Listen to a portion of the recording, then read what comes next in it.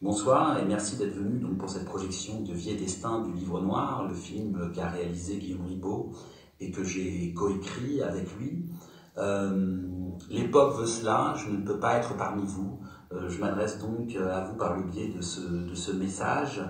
D'abord, je voulais m'excuser de ne pas être parmi vous puisque c'était prévu et j'avais prévu de venir, je m'en faisais une joie. Et aussi, j'en profite pour remercier encore une fois l'association Ciné 2000 et ce merveilleux festival Passion Cinéma, qui est un moment important de la vie culturelle ajaxienne et qui véritablement mérite de vivre, mérite aussi d'être là. Et je tenais vraiment à saluer mes amis qui tiennent et qui tiennent bien depuis si longtemps avec ce festival. Alors, pour revenir sur ce film, que vous dire? Vous dire d'abord que ce film, en fait, est né d'une rencontre entre Guillaume Ribot et moi. On s'est rencontrés il y a quelques années par le biais d'un ami commun, un historien, parce qu'on avait finalement des points de convergence, d'intérêt communs. Le premier était un intérêt particulier pour ce qu'on appelle l'ex-Union soviétique. Guillaume, comme photographe, il a travaillé des décennies dans l'ex-URSS. Il a travaillé notamment, il a été le photographe du père Desbois, ce père qui va chercher des fosses communes dans l'ex-URSS.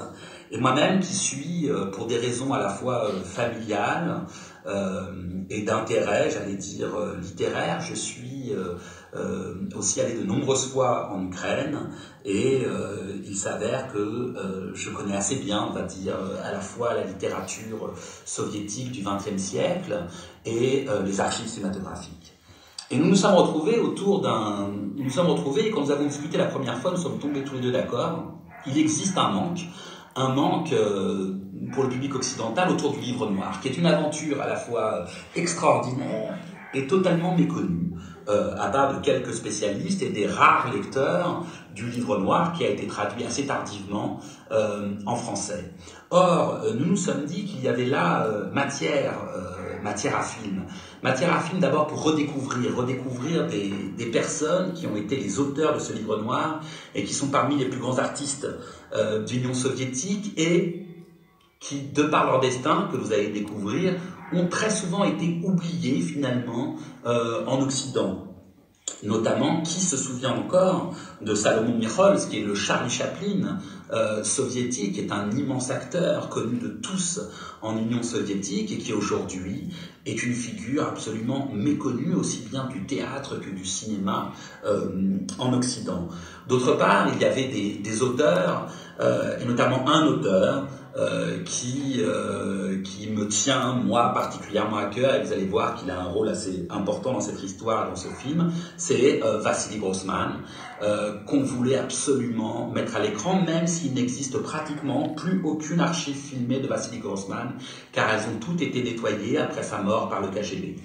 Et enfin, dernier point, pour nous, il y avait comme raison de faire ce film, à la fois une méconnaissance de ce qui s'est passé dans ces terres d'ex-Union soviétique durant la Shoah. On connaît beaucoup mieux la Pologne, on connaît beaucoup moins bien ces zones qui pourtant ont été de vastes champs d'exécution et qui sont de vastes cimetières. Et d'autre part, il y avait quelque chose qu'on connaissait, Guillaume et moi, dans lequel nous avons été élevés, c'est le cinéma soviétique, les archives soviétiques qui ont largement été ouvertes après la chute du mur et qui sont un vivier énorme dans lequel on peut aller puiser et qui est très largement inutilisé. Et pourtant, sur la Shoah notamment, ces images sont parmi les plus importantes et les plus méconnues qu'on ait. Alors je vous souhaite de découvrir tout ça à travers ce film. Je vous salue encore. Et je vous remercie d'être là, et je voulais remercier l'association Ciné 2000 encore une fois, et ce merveilleux festival